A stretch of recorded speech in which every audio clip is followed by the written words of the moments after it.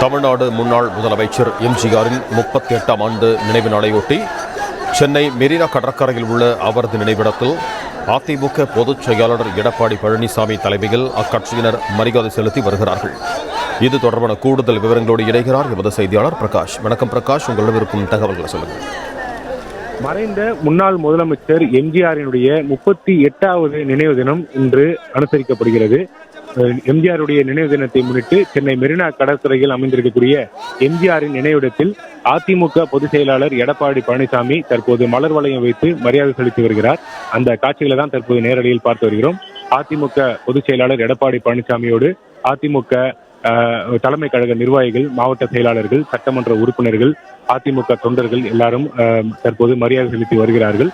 அதனைத் தொடர்ந்து அதிமுக எம்ஜிஆருடைய நினைவிடத்துல தற்போது நிறுவப்பட்டிருக்கக்கூடிய மேடையில உறுதிமொழி ஏற்க இருக்கிறாங்க. வர இருக்கக்கூடிய சட்டப்பேரவை தேர்தலில் நெருங்கக்கூடிய சூழ்நிலையில தேர்தல் வெற்றி குறித்தும் அதிமுகவுடைய கொள்கைகள் குறித்தும் தற்போது உறுதிமொழி ஏற்க இருக்கிறாங்க. இன்னும் சட்ட நேரத்தில் அந்த நிகழ்வானது நடைபெற இருக்கிறது. முன்னதாக தன்னுடைய வீட்டில் எம்ஜிஆருடைய திருவுருவ படத்துக்கு எடப்பாடி பழனிசாமி மலர் தூவி மரியாதை செலுத்தினார்.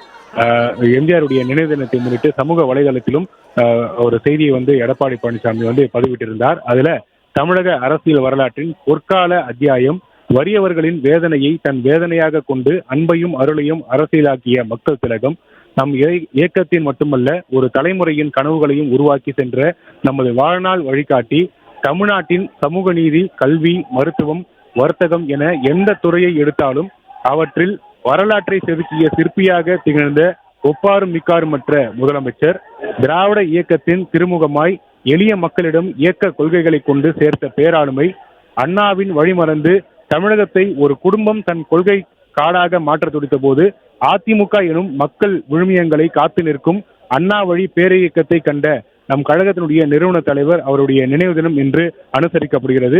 அதனை முன்னிட்டு இன்றைய தினம் அவருக்கு நினைவஞ்சலி செலுத்துவோம் என்று தன்னுடைய இரங்கல் செய்தியில எடப்பாடி பழனிசாமி பதிவிட்டிருந்தது குறிப்பிடத்தக்கது. தற்போது எம்ஜிஆருடைய நினைவிடத்துல அதிமுக பொதுச் செயலாளர் எடப்பாடி பழனிசாமி மரியாதை செலுத்தி இருக்கிறார். அதனைத் தொடர்ந்து எம்ஜிஆர் நினைவிடத்துல தற்போது உறுதிமொழி ஏற்கக்கூடிய அந்த நிகழ்வானது நடைபெற இருக்கிறது.